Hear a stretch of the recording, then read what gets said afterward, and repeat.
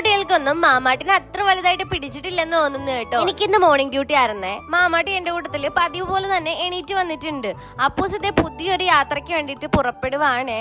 പിന്നെ ഞാൻ ഡ്യൂട്ടിയൊക്കെ കഴിഞ്ഞ് വന്ന് വൈകുന്നേരം കുറച്ചു നേരം വീട്ടിൽ സ്പെൻഡ് ചെയ്ത ശേഷം നമ്മള് ഗ്രൗണ്ടിലേക്ക് പോകുകയെ. ഇവിടെയുള്ള ആൾക്കാരുടെ എന്റർടൈൻമെന്റ് പോയിന്റ് എന്ന് പറയുന്നത് നമ്മുടെ ഈ ഗ്രൗണ്ട് ആണ് കേട്ടോ.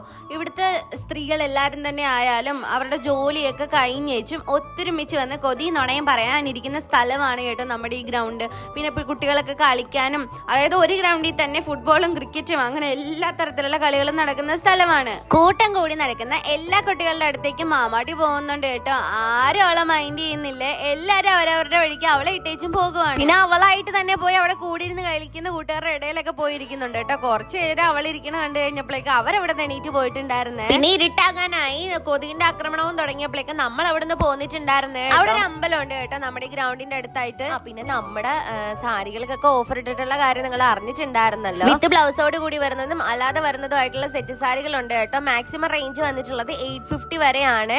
650 ഉള്ളതും ഉണ്ട്, 750 വരുന്നതും ഒക്കെ ഉണ്ട്. അപ്പൊ നിങ്ങൾക്ക് ഏതെങ്കിലും ഇഷ്ടപ്പെട്ടിട്ടുണ്ടെങ്കിൽ സ്ക്രീൻഷോട്ട് എടുത്ത് താഴെ കാണുന്ന വാട്സ്ആപ്പ് നമ്പറിൽ എൻക്വയറി ചെയ്യാവുന്നതാണ് കേട്ടോ. സെറ്റ് മുണ്ടും ഉണ്ട് കേട്ടോ, ഇതിനകത്ത് സെറ്റ് സാരിയും ഉണ്ട്.